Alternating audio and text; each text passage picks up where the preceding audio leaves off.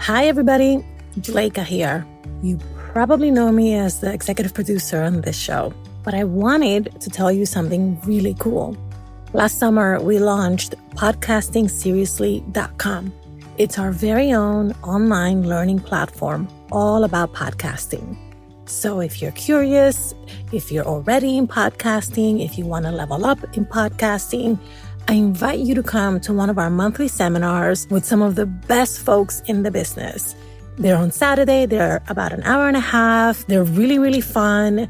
And you always walk away knowing so much more and with a deeper understanding of one or two or four or five different aspects of podcasting.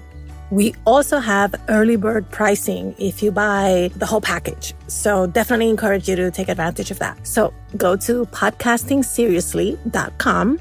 I would spell it, but that's really, really long. Podcasting plus seriously plus.com. You got this. Hopefully I'll see you at the next session. Bye.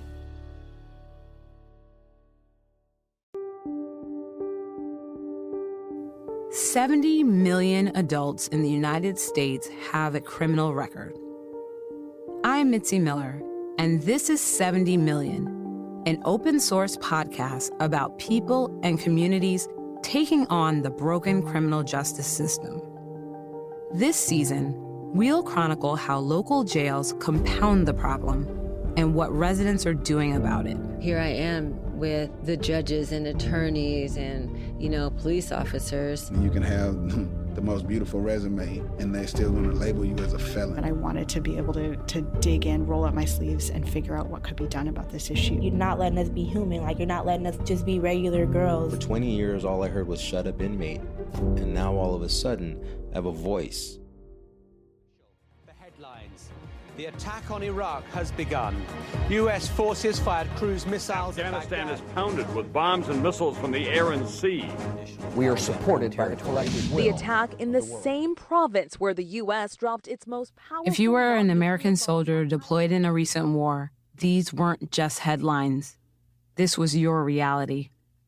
And when you got back home, readjusting to life as a civilian was often harder than you expected.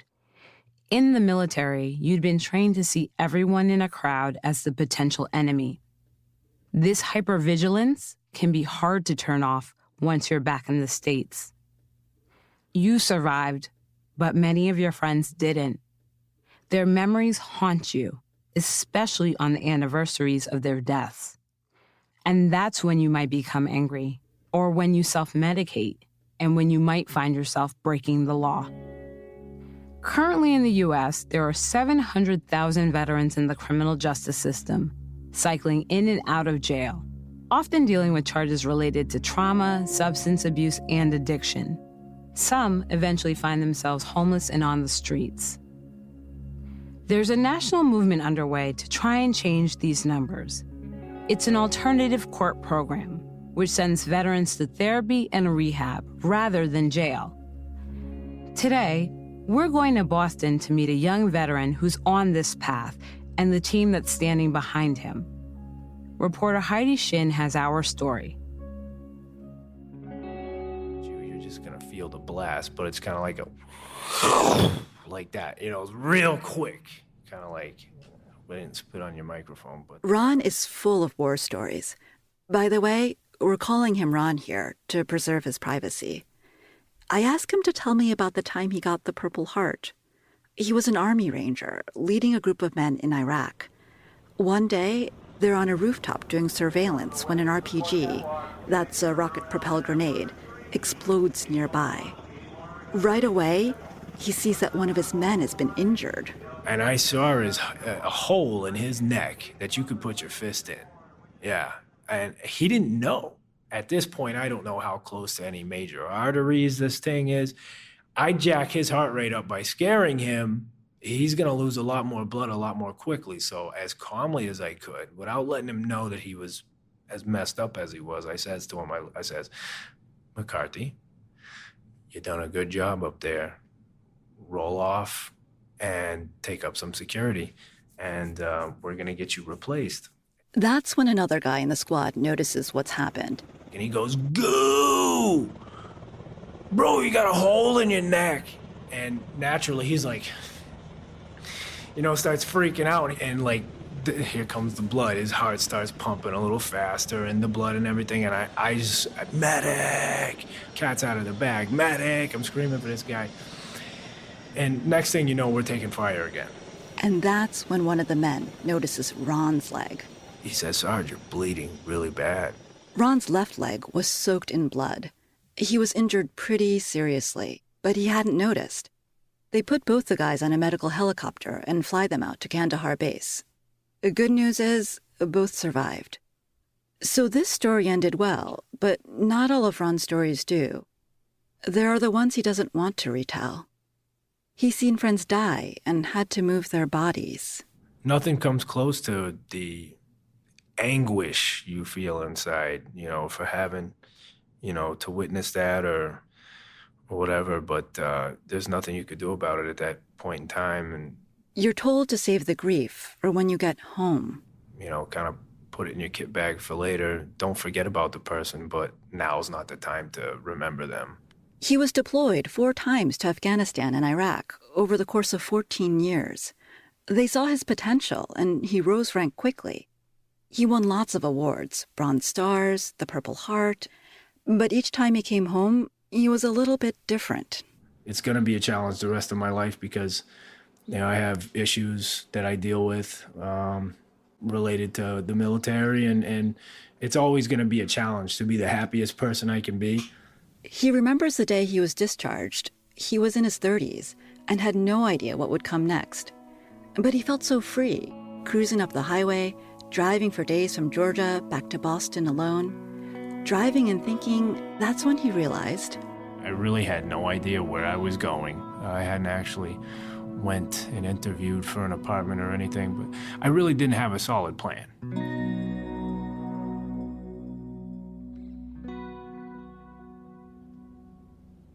It's very challenging. I think we are not set up appropriately for success for the transition. Shirley's Canales knows Ron from the Boston Veterans Court. She works as an outreach specialist there and is a veteran herself, recently discharged. She says this is pretty common for veterans to feel lost when coming home.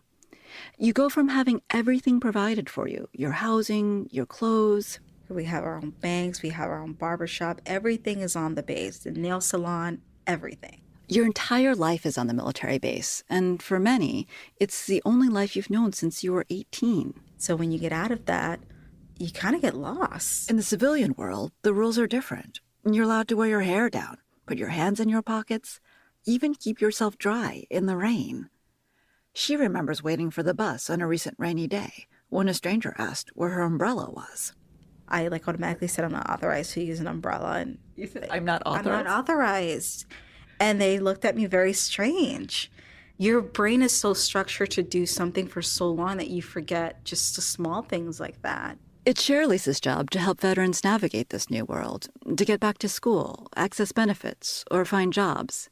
She says that job part, it can be particularly hard if you're coming from the infantry, like Ron. Infantry are, I would say, the backbone of the Army. They're the ones that are in the front line of when we deploy to war. And their main duty is to fight and kill the enemy. And so for them, it's a little bit tricky when they get back because they only qualify for certain positions, and a lot of them end up becoming a cop if they qualify, or security, and they don't have a lot of job options. Ron found a job bartending in Boston. He says if you're a veteran with PTSD and issues with alcohol, bartending is not the way to go. Do yourself a favor, man. Try every possible other profession than bartending, because I tell you something, it's bad news to work around that much alcohol. They gave a free round of drinks to the staff after closing every night. One of these nights, he was stopped by the police on the way home and charged with an OUI. That's operating under the influence. That's how he found himself in Veterans Court. Down at the Boston courthouse, there are a lot of stern-looking judges and busy attorneys with furrowed brows. You pass room after room filled with them. But when you get to the end of the hall to the Veterans Court, things are different. Is there anything that you want to talk to the court about, or is there anything that we can do to keep you strong and going in the right direction? Judge Eleanor Sinnott sits at the mahogany bench, leaning forward on her elbows, and she smiles the widest smile. She seems to know how everyone is doing. She asks Ron about his family. So how are you doing? Great. How's the baby? Oh, that's terrific. Really happy to hear that. And you know the court will... It's a court for veterans who have committed a criminal offense. Often it involves alcohol or drugs. But instead of going to jail, they go to rehab. When another participant coyly asks for permission to go to Las Vegas for a bachelor party, the judge responds with a look that says, I think you know the answer to that one. Your personal recognizance was shown until April 6th. The same form for status. It's an intense year-long program, which some say can be even harder than going to trial. There are about a dozen participants in the treatment program at any time. Right now, they're all young veterans. They're wearing suits, some wool, some linen, pinstriped, navy. I learn it's actually a requirement from the judge. Because it not only shows respect for themselves, but they get respect from others. I want you to look like the attorneys, not like defendants. At the end of the session, the young men gather at the back of the courtroom. I'm not allowed to record the conversations here, but if I had, you'd hear these guys chuckling. They tell jokes that aren't really fit for radio, gripe about their alcohol screenings, and trade stories from their time in Iraq. Most didn't know each other in combat, but they've become battle buddies here in court. They're pulling for each other and have become an army unit of sorts. It's this camaraderie, a sense of team, that's pretty key to getting through the year, I'm told. In fact, there's an even larger team here, sitting in the courtroom each week. Not just the attorneys, but also a social worker and a mentor. If an issue comes up, they figure things out, help decipher paperwork or next steps for a treatment plan, right there in the courtroom. Outreach specialist Cherilise remembers Ron's first day in court. He was there with his fiancée to see if he'd qualify for the program. He was outside of the courthouse with her, and I remember seeing her pregnant, and he was just anxious, pacing the hallway back and forth. He got there early because he knew he needed to be there early. The military teaches us to be 15 minutes to the 15 minutes to the 15 minutes. To get accepted into the program, vets have to go through a lot of steps. A referral, an intake interview, an assessment by the DA, a substance abuse and mental health eval, an observation day, and finally, approval to join.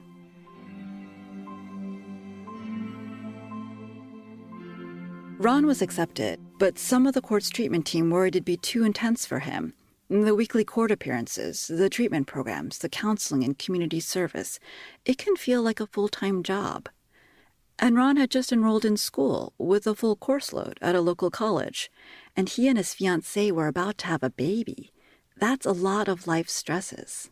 Getting through this program is really about just, keeping your head down, doing what they tell you to do. You should be out of here in a year. I mean, it's what they tell you in the beginning. A few weeks later, Ron went missing. His fiancée called Cherilise. He didn't come home the night before, and so she hadn't seen him. We drove to that area and we just walked up and down, up and down. We found him, and he was in front of a church, passed out, with small bottles of alcohol. They got him to the emergency room and eventually into a treatment program for PTSD. When he woke up, Cherilise said there was just one thing he wanted to talk about.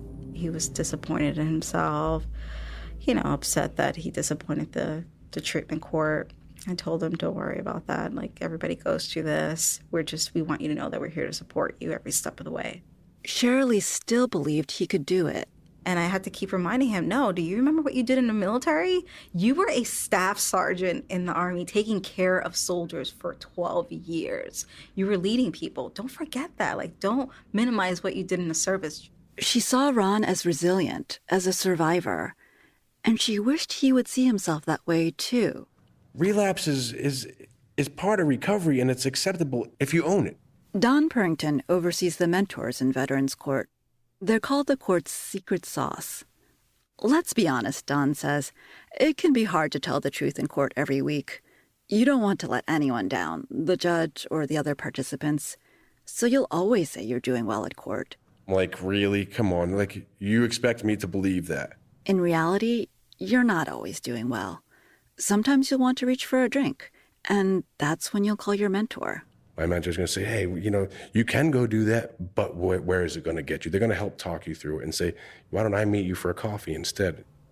So each veteran is assigned a mentor, and you're required to check in 2 to 3 times a week. Of course, you still might relapse, Don says. It's almost inevitable. There are weddings, there's cough syrup, and life stresses. But he says, don't blame it on your cough syrup. You're going to disrespect the judge who is taking a chance in you and giving you an opportunity. Just fess up, he says. You'll be given extra community service hours to compensate, and rehab to deal with the issues that got you there in the first place. And you might encourage someone else to do the same. So you lead by example. Okay, he did it. He's not getting locked up or thrown in jail. They're working with him. Maybe they'll work with me too. Like many members of the Veterans Court team, Don is a veteran too. He's a former Marine. He wears a suit to court every week, but he rolls his sleeves up. On purpose, he says. He wants the veterans on trial to see his tattoos. They're conversation starters. There's 5 names on here. Cummings, Pasivio, Martini, Perez, and Friend. They were all KIA in Iraq in 2006 in the Anbar province. His tattoos are the names of platoon mates. He lost 5 in Iraq in a few months' time. When he came home from the war... Life was kind of a fog. I was self-medicating with OxyContin, and I developed a huge addiction. Huge addiction. Now he's completely drug-free. But the journey from A to B wasn't so simple. Understanding this is what makes him so good at his job.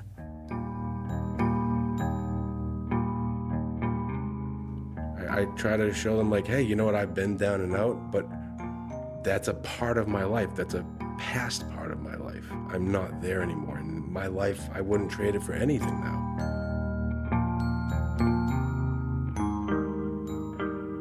In addition to mentors, the court participants also have access to therapists. They can come see one at the Boston Vet Center, which is part of the Veterans Administration. A lovable therapy dog greets me at the door. There are cookies, tea, and magazines in the weight room. The floor lamps give a warm glow. We try to make vet centers we try to make it look like your living room. So that way it's comfortable to come in. You're not sitting in like this weird medical environment. That's Chris Morse, the vet center's director. He's a social worker and a veteran himself. Veterans come here for all sorts of resources, like getting help with resumes and benefits. And the walls are lined with posters about running groups, movie nights, and support groups for spouses. Another one says free gun locks. Yes, one of the big things that we're also concerned about is the veteran suicide rate. I mean, it's gone down to 20 a day, but guess what? That's still too many. Still way too many. So one of the things that we do is we have gun locks here. So in case they need it, boom. Do people take advantage of that? Yes. You hear about how some veterans don't like the 4th of July. The fireworks remind them of combat. But Chris explains that it can be a different kind of struggle for some of these younger vets. For Iraq and Afghanistan veterans, who did your opponent look like? What did the enemy look like? Just like everybody else. So you don't know who it is. You don't know what they look like. So the safest way to look at it is everybody's out to get me. In these recent wars, there was no bunker to retreat to. Improvised bombs known as IEDs were everywhere, in marketplaces and schools. So you were always on guard. And when you get home to the States, it can be hard to turn that hypervigilance off. Go into a restaurant, I can tell you where a lot of veterans sit. They sit with their back to the wall. They're scanning everybody because they don't know these people, and experience has shown that people that you don't know can attack you.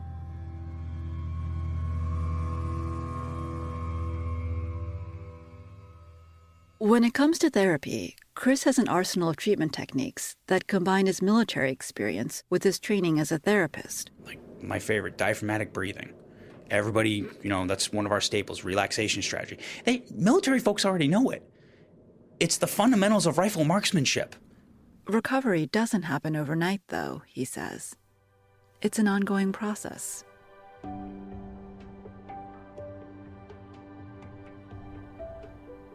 When Ron's about halfway through the Veterans Court program, I meet him back at the courthouse. He looks tall, athletic, and, well, pretty sharp in his wool suit. He examines his pant leg. I'm just learning what pleats are. This would be a pleat, correct? Yeah, that would be a pleat. Okay. I'm in pleats right now. The suit actually fit better before, Ron says, but he's lost weight since he stopped drinking.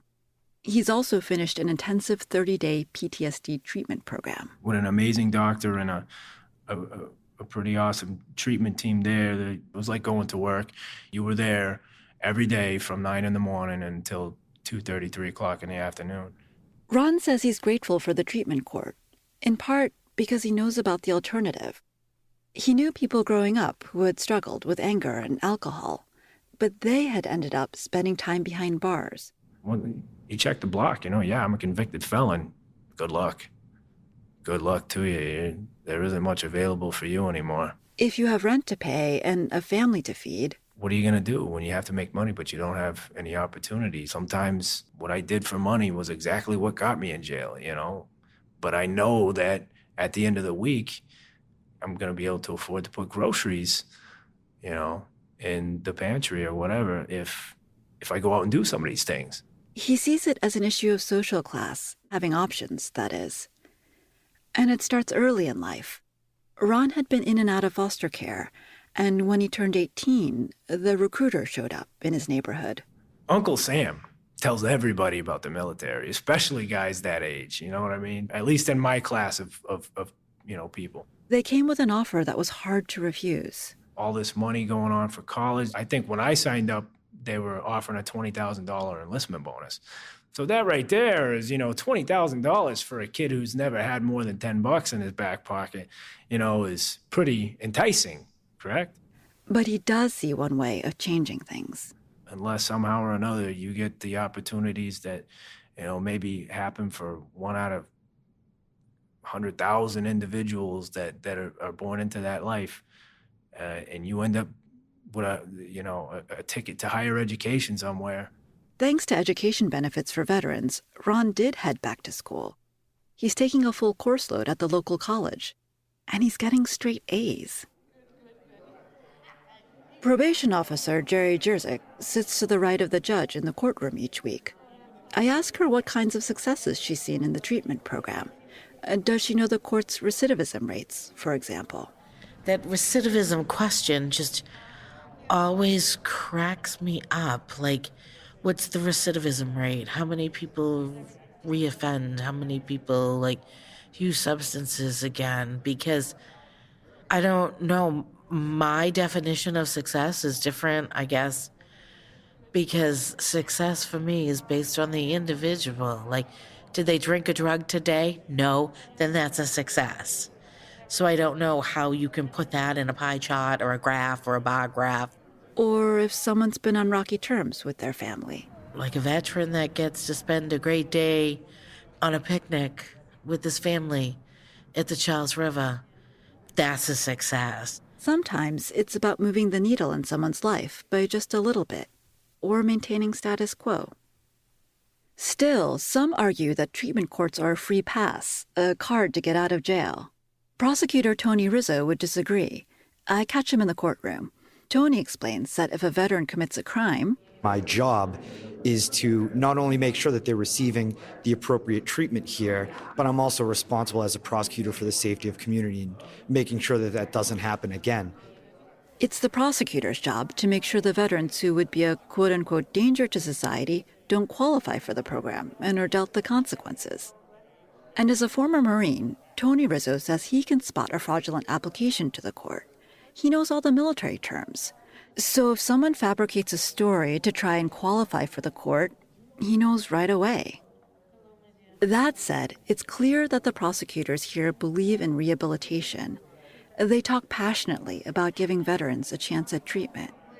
It's another way of thinking about how to keep society safe, by preventing vets from recommitting a crime. Plus, the treatment route can actually be a lot of work. Prosecutor Brett Walker shares this. So when people ask if this is some form of get-out-of-jail-free card, I always tell them, absolutely not. Come and see what these guys are doing. It's more rigorous than any probation is going to be. Twice a week, attending NA or Boston isn't the only city with a veterans court. The country's first court for veterans was founded in 2008 in Buffalo, New York, by Judge Robert Russell. He had experience with drug and mental health treatment courts in the past. And when other cities saw the success in Buffalo, they followed suit. Now there are over 350 veterans courts in the country. They've served over 12,000 veterans in places like San Francisco, Philadelphia, Texas, Montana, Georgia, and Ohio. There aren't yet national statistics, but in the state of Michigan, veterans treatment courts report over half the participants who are unemployed found jobs. A study published in the Community Mental Health Journal says that veterans court participants experience significant improvement with depression, PTSD, and substance abuse. And the Veterans Justice Outreach Program found that veterans referred from treatment courts had better housing and employment outcomes too. And it's outcomes like these which help keep veterans out of trouble and out of jail. The next time I catch up with Ron, I visit him at home. A Cape-style house, so there's many like these in New England.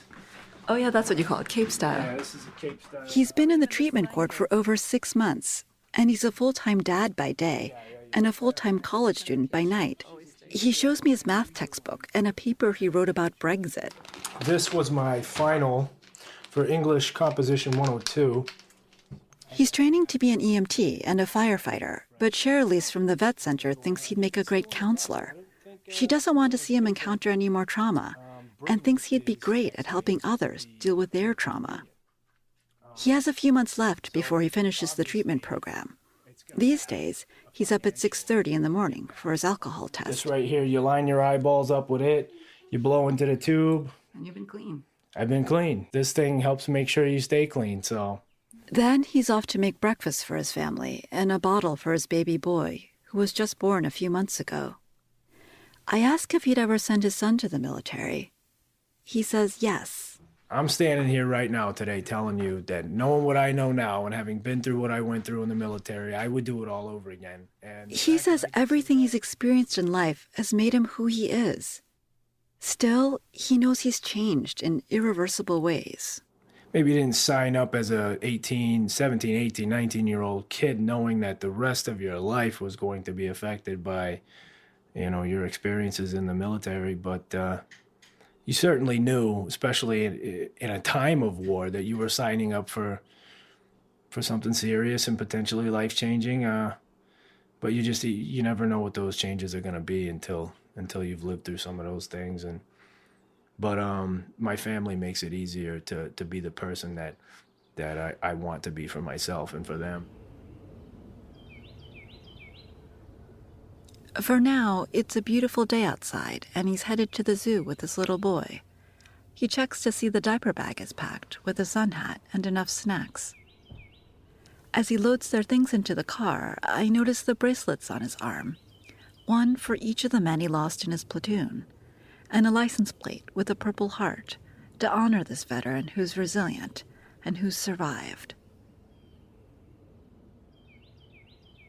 In Boston, I'm Heidi Shin for 70 Million.